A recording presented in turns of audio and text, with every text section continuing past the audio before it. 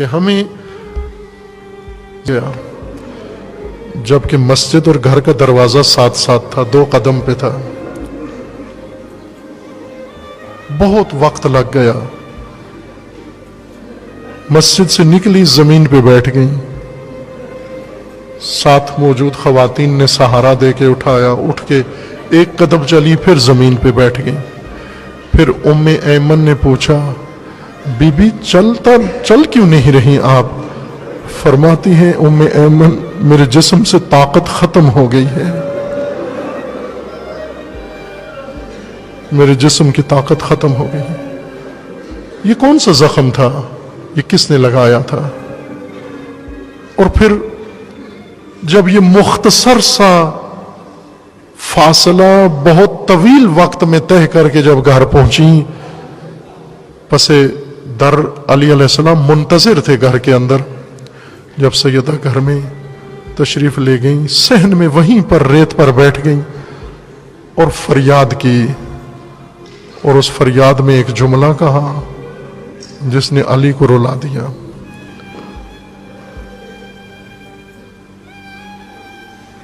جناب سیدہ نے جب گریہ کیا اور جملہ فرمایا، وہ جملہ کیا تھا؟ اے کاش میں مر گئی ہوتی، اے کاش میں موجود نہ ہوتی، آج کا دن نہ دیکھتی. امیر المومنین نے پوچھا، زہرا ایسے لگتا ہے آپ کو حق نہیں دیا گیا. فرماتی ہیں علی، اے کاش ایسا ہی ہوتا، اتنا ہی ہوتا، مجھے کہہ دیا جاتا کہ آپ کو حق نہیں ملے گا، اس سے مجھے کوئی اثر نہ پڑتا. لیکن علی جو وار مجھ پہ ہوا ہے اس نے میرا دل توڑ دیا ہے، اس نے میری طاقت ختم کر دی ہے. وہ کیا کیا انہوں نے؟ کہا مجھے جھٹلایا ہے، مجھے جھٹلایا ہے. مجھے کہا گواہ لے کر آؤ. علی مجھے جھٹلا کے مجھے ناتوان کر دیا ہے، میری طاقت ختم ہو گئی. عزیز من، یہ وہ زخم ہیں. اور پھر ایک دن علی ہیں، اب سیدہ کے بغیر ہیں، کوفہ کے اندر بے وفاؤں کے شہر میں، بے وفاؤں کے شہر میں حسرت اطاعت لے کر، اور بہت ساری حسرتیں دل کے اندر، ایسی حسرت کہ دل کی بات کس کو کہوں، کوئی موجود بھی نہیں ہے. کبھی قبرستان میں جا کر کسی خلوت میں کچھ فرما دیتے، اور کبھی راویوں کے بقول کسی کنویں میں منہ کر کے اپنے دل کا راز وہاں پر بیان فرما دیتے. اور پھر آرزو کرتے کہ خدایا مجھے اٹھا لے، مجھے اپنے پاس بلا لے، میں ان کے اندر رہنا نہیں چاہتا، میں ان کے اندر رہنا نہیں چاہتا. اور پھر وہ بلاوا آ گیا، وہ شب آ پہنچی. پھر 19 کی شب آ گئی جس کی پیشن گوئی رسول اللہ نے فرمائی ہوئی تھی. وہ شقی اشقل اشقیا وہ آیا جس نے شمشیر زہر میں بجھا کر حالت سجدہ میں علی مظلوم کے سر پہ ماری، وار کیا. شمشیر کا لگنا تھا، بے ساختہ علی کے منہ سے یہی جملہ لکھنا، فزت ورب الکعبہ، رب کعبہ کی قسم میں کامیاب ہو گیا، رب کعبہ کی قسم میں کامیاب ہو گیا ہوں. وہ شب ایسی تھی، اس شب میں آثار تھے. امیر المومنین نے افطار کیا، صرف پانی کے ساتھ افطار کیا. پانی کے ساتھ افطار کر کے بیٹی کے گھر سے آئے. وہ آثار نمایاں تھے. ہر دن کوئی ساتھ آتا تھا، اس دن اکیلے تشریف لائے.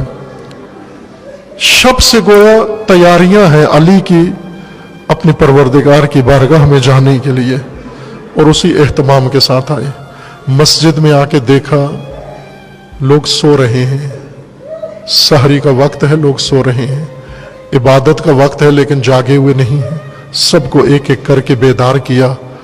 और ये मलऊन इब्न मुलजम भी सोया हुआ था, उल्टा सोया हुआ था, इसको भी हिलाया और इसको बेदार किया। अपने कातिल को जगाया, बेदार किया, उठाया, उठ, सहर का वक्त है, अल्लाह का नाम ले, बंदगी खुदा कर। और फिर उसके बाद खुद मशगूल हुए। अजीजान, ये ज़रबत लगी और खबर किस तरह से कूफा में फैली। अहले कूफा को कैसे मालूम हुआ? अहले कूफा को किसी ने जाके बताया नहीं कि अमीरुल मोमिनीन जख्मी हो गए हैं, बल्कि कूफा के अंदर वो यतीम और बेवाएं और नादार और बीमार और फुकरा और मोहताजीन, जो हर शब एक नाशनाख्ता मोहसिन, एक नाशनाख्ता मेहमान के इंतज़ार में रहते थे।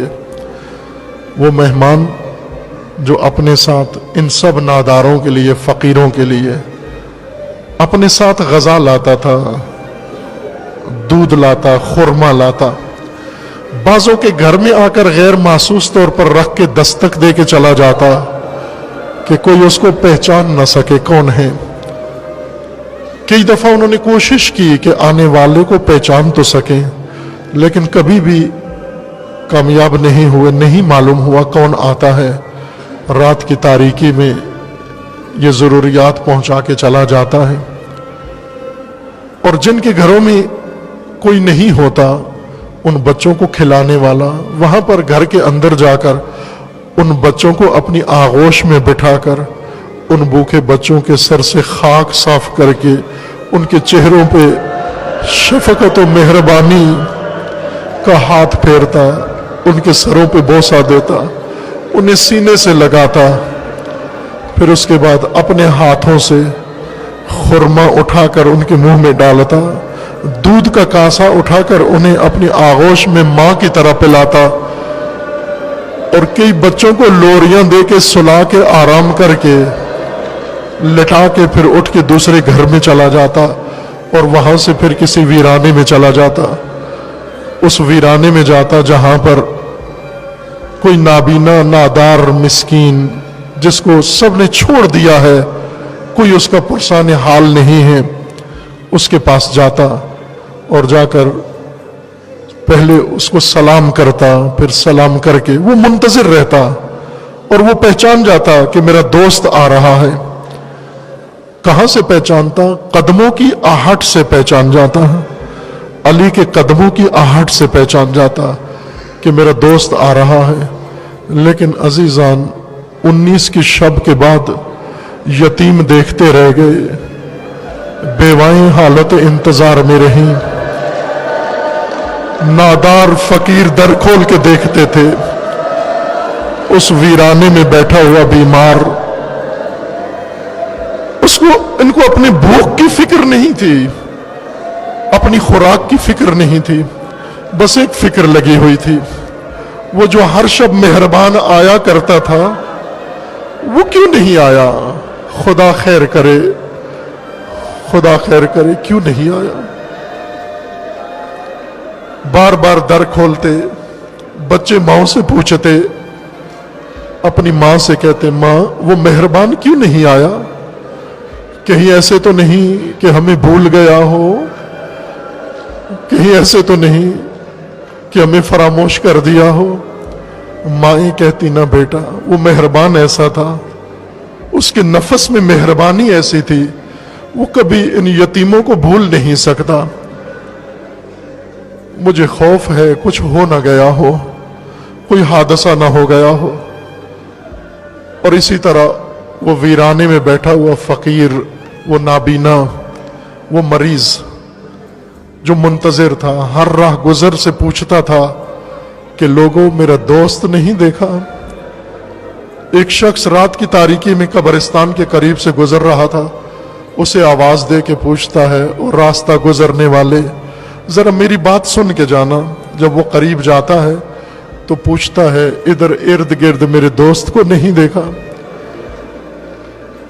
وہ کہنے لگا میں نے تعجب سے پوچھا تو نابینا ہے؟ میں جب آیا ہوں تو نے میرے قدموں کی آواز سنی، تو نے مجھے اپنا دوست کیوں نہیں سمجھا؟ تو نے مجھ سے یہ پوچھا میرے دوست کو نہیں دیکھا تو میں ہی تیرا دوست ہو سکتا ہوں؟ کہنے لگا نہیں، تو میرا دوست نہیں ہے۔ تیرے قدموں کی آواز سن کر مجھے اتنا پتہ چلا کوئی انسان گزر رہا ہے، لیکن میرا دوست جب گزرتا ہے اس کے قدموں کی آواز سن کے لگتا ہے کوئی مہربان گزر رہا ہے، کوئی مہربان گزر رہا ہے، کوئی رحم دل گزر رہا ہے، کوئی ایسا گزر رہا ہے جس کو اللہ نے ایسا دل دیا ہے۔ جب وہ میرے قریب آتا تھا اس کے بدن کی خوشبو سے جو میرا احساس ہوتا تھا، تجھے ملنے سے وہ احساس نہیں ہوا؟ مجھے بتا تو صحیح کہ وہ کون ہے۔ اس نے بتایا میں تو نہیں جانتا تیرا دوست کون ہے، لیکن میں نے ایک بات سنی ہے کہ مجھے اطلاع ملی ہے کہ کل شب کسی شقی نے خلیفہ مسلمین کو مسجد میں ضربت سے مجروح کر دیا ہے۔ جب اس نے پوچھا کہ شہر میں کوئی حادثہ تو نہیں ہوا، کوئی واقعہ تو نہیں ہوا، کہا اور تو نہیں سنا، بس یہ واقعہ سنا ہے کہ امیر المومنین کو مجروح کر دیا گیا ہے۔ بس امیر المومنین کا نام آنا تھا۔ یتیم گھروں سے نکلے، نادار گھروں سے نکلے، فقیر گھروں سے نکلے۔ جب یہ خبر سنی اور ساتھ ہی انہوں نے سنا کہ طبیب نے یہ تجویز کیا ہے کہ امیر المومنین کے سر پہ جس تلوار سے ضرب لگائی گئی وہ زہر میں بجھی ہوئی تھی، زہر کا اثر بدن مولا میں ہو گیا ہے، اب فقط دودھ سے علاج ہو سکتا ہے، اگر ہوا تو دودھ اثر کر سکتا ہے۔ جس دن علی کے ہاتھوں دودھ پینے والے منتظر رہتے تھے، دودھ علی لائیں گے تو یہ پیئیں گے، آج نہ جانے کہاں سے دودھ لے آئے، دودھ کے کاسے ہاتھوں میں پکڑے ہوئے، خدا جانتا ہے کہاں سے آج ان کو دودھ مل گیا، کس قیمت پہ دودھ ملا، کیا معاوضہ دے کر دودھ لیا۔ دودھ کے کاسے لے کر علی کے گھر کے سامنے آ کر فریاد کر کے پکار کے کہہ رہے ہیں کہ میرے حصے کا دودھ میرے مولا کو پلا دو، شاید یہ اس مہربان کو شفا ہو جائے۔ جب یتیم نادار گھر کے باہر کوہرام بپا ہے اور گھر کے اندر علی کی بیٹیاں ہیں، علی کی اولاد ہے، علی کے بیٹے ہیں، علی کی بالین پر ہیں، کہ ایک دفعہ ندا بلند ہوئی، انا للہ وَإِنَّا إِلَيْهِ رَاجِعُونَ۔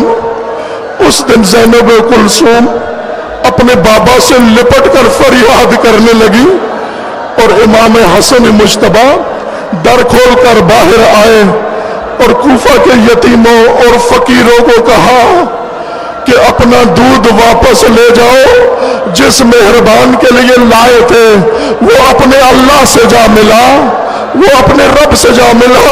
یہ سننا تھا، دودھ کے کاسے ہاتھ سے چھوٹ گئے، دودھ زمین پہ گر گیا، انہی ہاتھوں سے سر پہ ماتم کیا، فریاد کی، حیدر حیدر کی فریاد کی، علی دنیا سے رخصت ہو گئے۔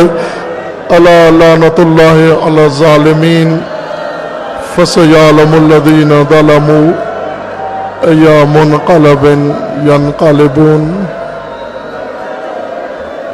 ماتم مولا علی، ماتم حسین۔